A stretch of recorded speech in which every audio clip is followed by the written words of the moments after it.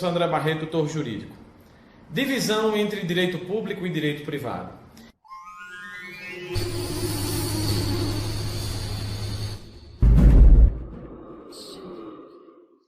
Inicialmente, é importante que você saiba que o significado do termo direito é polissêmico, ou seja, você pode ter vários sentidos para o direito.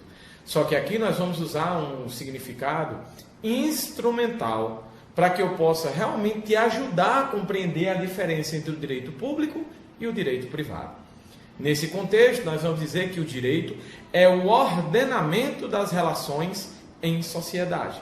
Então, esse conjunto de normas que visa regular relações jurídicas, relações entre entes públicos e privados, relações dentro de uma sociedade, dentro de uma comunidade, nós vamos usar esse conceito instrumental do direito.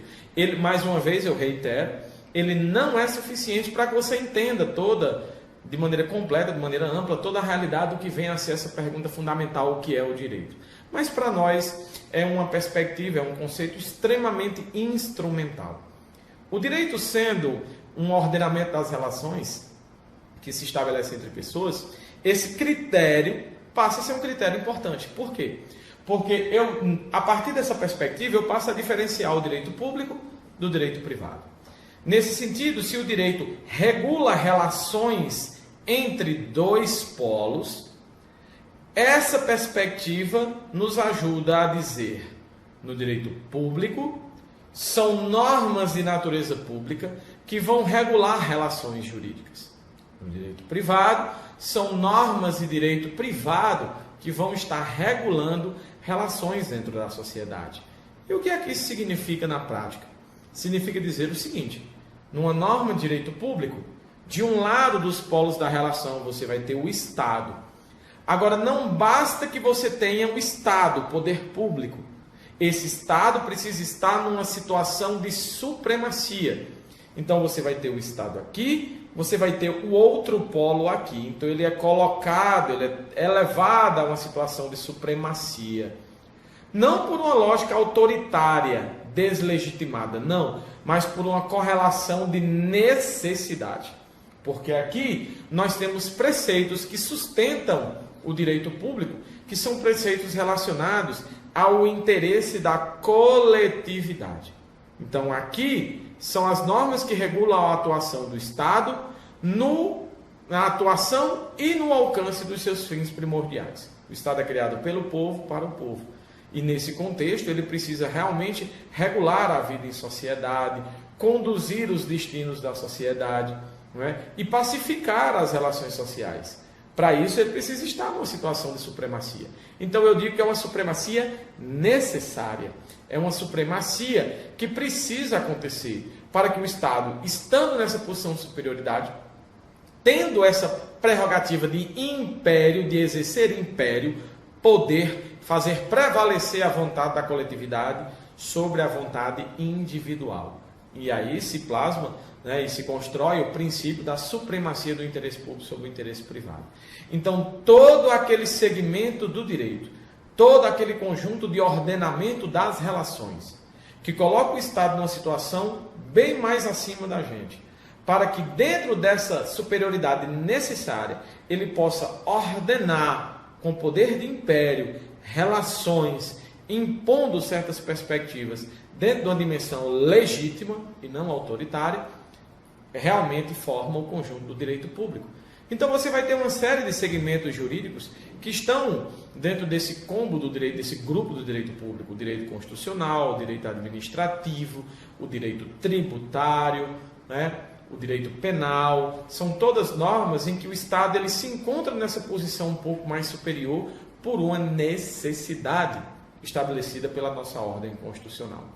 Do outro lado, nós temos as normas de direito privado. São normas, né, essa parte, esse segmento jurídico, ele já vai ordenar, vai reger relações de coordenação. Enquanto aqui você teria relações de subordinação, aqui você tem relações de coordenação. Relações em que, efetivamente, eu tenho uma paridade, eu tenho uma igualdade, eu tenho uma possibilidade de paridade de armas.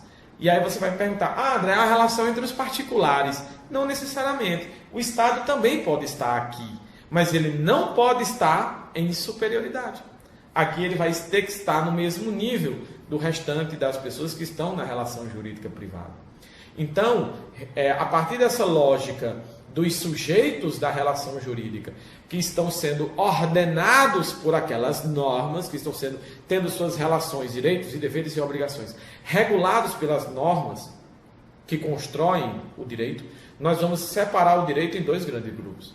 Aquelas em que o Estado está numa posição de superioridade necessária e a relação que esse Estado estabelece com o restante dos segmentos da sociedade é uma relação de subordinação, ou seja, o Estado se impõe a partir do poder do império, e todas as normas que conduzem essas relações são normas de direito público, e as normas de direito privado, que são aquelas que regulam relações de coordenação, em uma situação de paridade aproximada.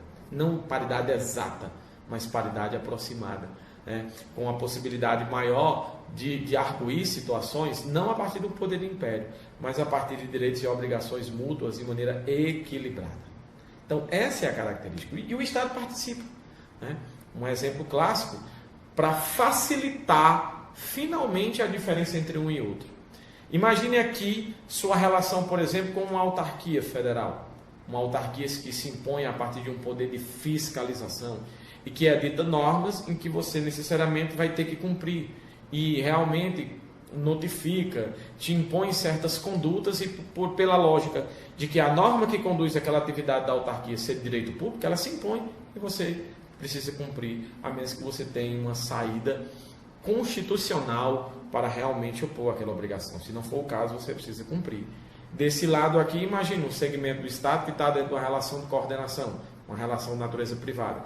Quando você faz um contrato com um banco oficial, um contrato de prestação de serviços bancários, por exemplo, de gestão de uma conta bancária, de uma conta corrente, naquele momento, as normas que vão regular aquela relação entre você e o banco são aprioristicamente normas de natureza privada, Código Civil, normas específicas relacionadas à teoria geral dos contratos, compreende?